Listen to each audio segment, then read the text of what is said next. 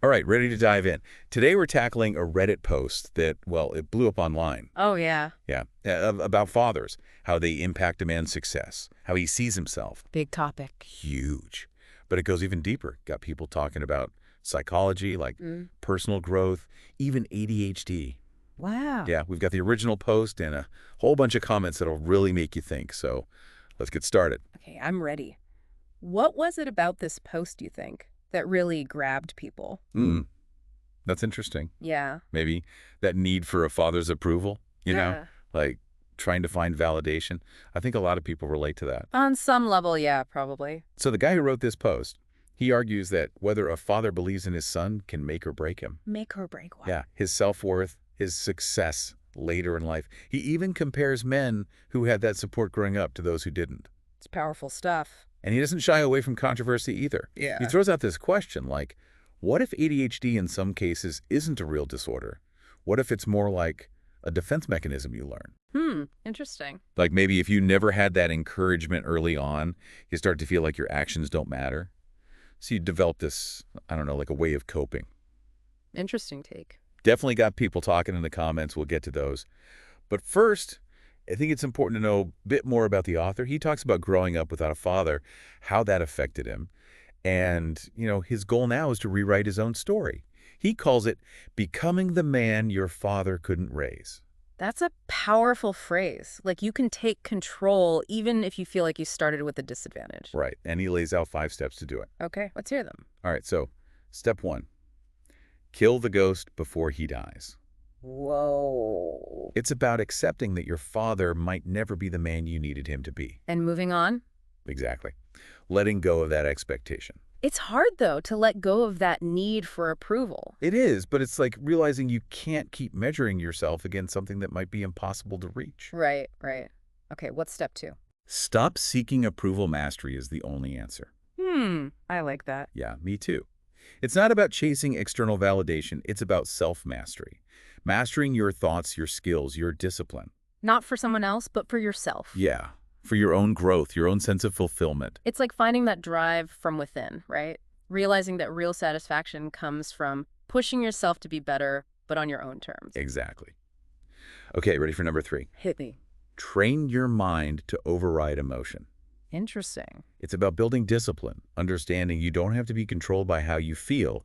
You can choose to act, even when fear or doubt are holding you back. It's like children are often ruled by their emotions, but adults, mature individuals, they learn to override those impulses, make decisions based on their goals, their values. Powerful distinction, and leads right into step 4. Attach pain to inaction. Ooh, that sounds a little intense. It is, but he argues that we often hesitate because the consequences of not going after our goals just aren't painful enough. So what's he saying? Make the cost of staying stuck higher than the fear of failing. Yeah, like classic aversion therapy. Sometimes we need that extra push, that feeling of urgency. I get it, like a financial penalty, a public commitment, or even just that feeling of letting yourself down if you don't take action. There's this phrase he uses. Train your brain to fear stagnation more than failure. Ooh, I like that. It's like a reminder that discomfort can actually help you grow. Okay, and finally, the big one. Step 5. Become the father you never had. This is where it all comes together, right? It's not about revenge. It's not even about some outward sign of success. It's about becoming the kind of person you needed, that father figure. And then, maybe extending that to others. Providing that support, that presence, that guidance. Wow. He gives some pretty moving examples, like if you were neglected, you learn to show up for people. If you were ignored, you become an incredible listener. If you were abandoned, you build a life where that kind of abandonment just can't happen. Powerful stuff. Breaking the cycle, becoming who you needed. Yeah, turning pain into something positive. I think that can resonate with anyone, no matter their background. Absolutely. So we've got the essence of this Reddit post. Really honest look at how those early relationships shape us, and then boom, 5 steps to change the script. But hold on. Things get really interesting now. Yes. The comments. This post didn't just get upvotes, it sparked a whole range of reactions. People who were totally on board, people who pushed back hard. So we're getting into the conversation this sparked. Love it. Exactly. Not just one person's view, but how a whole community responded. Makes you think, what will resonate with people? Right. Let's start with Earth 001. They recommend 2 books, said they helped them understand the impact of growing up in a dysfunctional family. What were they? Adult Children, The Secrets of Dysfunctional Families, and An Adult Child's Guide to What's Normal. Familiar with those? Oh, yeah, those are classics. Really insightful look at how early experiences, especially in families that weren't so healthy, can shape us. Our beliefs, how we act, even our sense of self. Then we have Fickelblock Fevi 284. They bring up a big point, challenging the ADHD thing. Ooh, interesting. Yeah, they say, hold on, ADHD is a real medical condition, not just a trauma response. They had a supportive dad, but still struggled with it. So we're getting into the different views on ADHD here. We are. Some think it's mostly biological, others see environment as a factor. Even the possibility of overdiagnosis. It's complicated. Definitely. And then Myth 6 jumps in with a recommendation. A podcast episode with Dr. Gibor Mate and Mel Robbins, both diagnosed with ADHD, talking about the link between upbringing and things like ADHD and addiction. That episode goes deep. They explore how nature and nurture work together, how early experiences affect brain development, how trauma can show up in different ways. Fascinating stuff. And then things take a turn with No Structure 140. What'd they say? They come in with some hard data. Citing a 2021 paper by Stephen Farone, argues there's not much evidence that environmental factors alone cause ADHD. They even suggest that what some call adult-onset inattention might not be ADHD at all. Gave the paper's DOI, even linked to an Instagram reel discussing it. Wow, bringing in the research. Always good to have evidence, right? Look beyond just personal stories. Consider what science says about these complex conditions. Absolutely. Yeah. And then Duke Camille kind of bridges the gap between those viewpoints. How so? They say, you can believe ADHD is real, and you can believe it's overdiagnosed at the same time. Makes sense. Maybe some people have other issues that get mislabeled. Right. Now remember, the original post was all about men, the impact of fathers. Well, Bobby Chow jumps in with a big question. What about women? Ah, yes, of course. The post was very focused on the male experience. We have to consider how these dynamics play out for women, too. Absolutely. And Dorkfishty shit dives deeper into the ADHD discussion, but from a different angle. Yeah. They say it's not about motivation. It's about executive dysfunction. Okay, explain that. Like, you can be totally motivated to do something, but still struggle to actually get it done. They share their own experience, feeling stuck, unable to finish tasks even when they want to.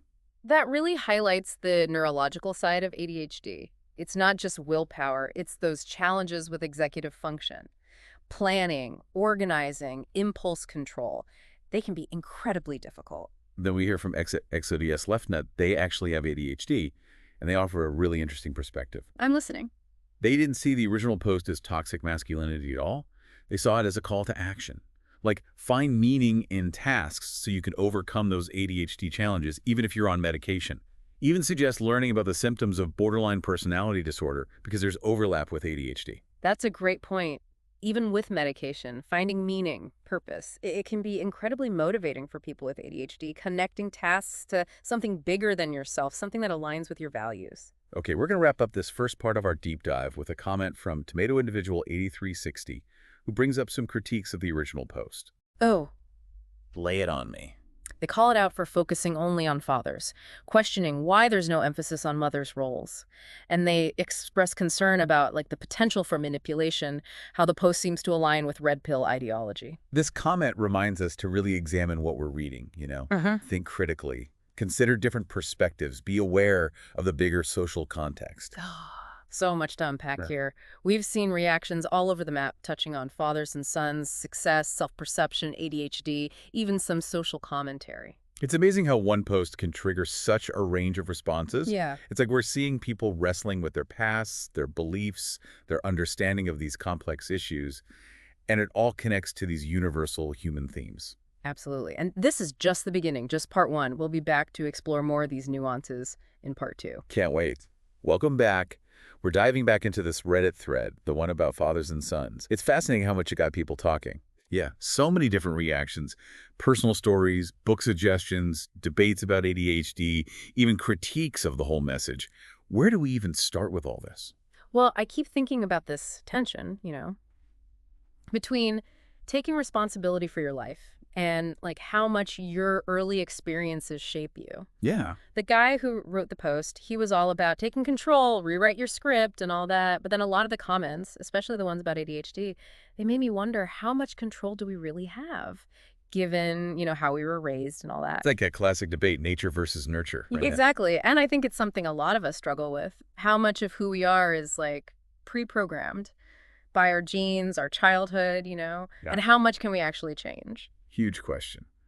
No easy answers, I guess. Probably not, but maybe that's not the point. Maybe it's more about acknowledging that it's complicated. Yeah, it's not about saying biology or early experiences don't matter. It's also realizing that we do have some power to shape our lives. Finding that balance, right, Yeah. between acceptance and action. Right. Accepting what you can't change, but also empowering yourself to make choices that lead you where you want to go. I like that. So let's think about some of those comments that highlight this tension. Remember Dork Fisherkit's comment about executive dysfunction? Feeling stuck, even when they were motivated. Yeah, I It kind of remember. challenges that idea that willpower is all you need? It does, and that's why it's important to understand the science behind ADHD. It's not about laziness. It's about actual challenges with executive function. So how does that fit with the whole rewrite your script message? Well, I think we have to realize there's no magic formula that works for everyone. Some people, maybe a tough love approach works, all about discipline, action.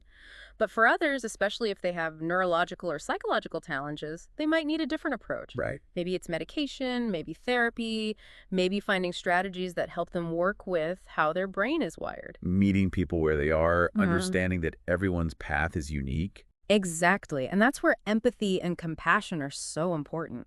Listening to people, validating their struggles, helping them find what works for them, not judging or shaming, especially with stuff like mental health and personal responsibility. It reminds me of another comment, Bobby Chell's question. What about women? Yeah, that was a good one. The original post was all about fathers, but mothers are huge too, obviously. Totally. And it's not just acknowledging their role. It's about looking at how those mother-child relationships affect everything. Sense of self, beliefs about success, mental health. Right. And we have to do that without falling into stereotypes. It's more nuanced than just saying mothers are nurturing and fathers are disciplinarians. Exactly. Both parents bring different things to the table, and it's different in every family. Mhm. And like Tomato Individual 8360 said, focusing only on fathers could be seen as minimizing what mothers do. Yeah, it makes you wonder why the author focused on fathers so much. Was it just his personal experience, or is there something deeper there? Some societal bias about men and women in families? Something to think about, especially with that whole red pill thing that came up. Red pill, for those who aren't familiar, it's this set of ideas, often online, that promotes a certain worldview. Traditional gender roles, men being disadvantaged in today's society, that kind of thing. Yeah. It can be controversial, with critics saying it's hostile towards women and makes men feel like victims. So when Tomato Individual 8360 mentioned it, they were suggesting the original post might be pushing that red pill agenda. By only talking about fathers, making it seem like the lack of a strong father figure is the root of all problems. Right. It reminds us to be critical thinkers, especially with online stuff. Where is this information coming from? What are the author's biases? What could happen if we just accept these ideas without questioning them? Good points. So we've covered a lot. The balance between responsibility and upbringing, the importance of mothers, the need to be careful about certain ideologies. It feels like we've just scratched the surface, honestly. I know, right? So much more to explore. Yeah. But before we move on, I want to go back to something you said earlier about finding that balance between acceptance and action. Yeah. How do we take all this we've talked about and actually use it in our own lives? That's the million-dollar question, isn't it? What do we do with all this? Welcome back to the Deep Dive. Yeah. We're wrapping up our deep dive into this Reddit post, the one about fathers and success and self-perception, and of course, all the amazing comments it got. Right. If you're just joining us, go back and check out parts 1 and 2. We really got into the original post and all those responses. So much good stuff there. It's been quite a journey, hasn't it? It has. We covered everything, from father-son relationships and all the stuff about ADHD to the importance of mothers and like watching out for certain ideologies. A lot to think about. I keep thinking about how those individual stories we talked about, as personal as they are, they connect to something bigger, like a shared human experience, you know what I mean? Yeah. Yeah, for sure. I mean, whether it's wanting to feel accepted or trying to make sense of your past or figuring out how to build a better future, those are things we all deal with, right? Exactly. So as we wrap up this whole deep dive, what are your final thoughts? What do you hope listeners will take away from all this? Well, for me, one of the biggest takeaways is like the power of being self-aware. Okay, yeah. Really taking the time to think about your own experiences, your beliefs, how you act, that can be so powerful, you know? Yeah. It's about understanding what shaped you and then making conscious choices about how you want to live your life. Like you're writing your own story instead of just letting things happen to you. Exactly. Yeah. And the other big takeaway for me is empathy and compassion. We saw that a lot in the comments, people sharing their struggles, supporting each other, calling out harmful stereotypes. It's like you're reminded that you're not alone in this, and Right. just having those open and honest conversations can be really healing. Absolutely. We need more of that in the world, more understanding, more kindness, more willingness to see things from other people's perspectives, especially when we're talking about stuff like mental health, families, and, personal responsibility. It's about creating a space where people feel safe, being vulnerable, asking for help, questioning the way things are, and just realizing that everyone's journey is different. No one size fits all solution. Exactly. I think that's so important. It's okay to embrace the messiness of life, of relationships, of personal growth. Yeah. There will be bumps in the road, challenges, but the key is to keep learning, keep growing, keep trying to be the best version of yourself. Couldn't have said it better myself.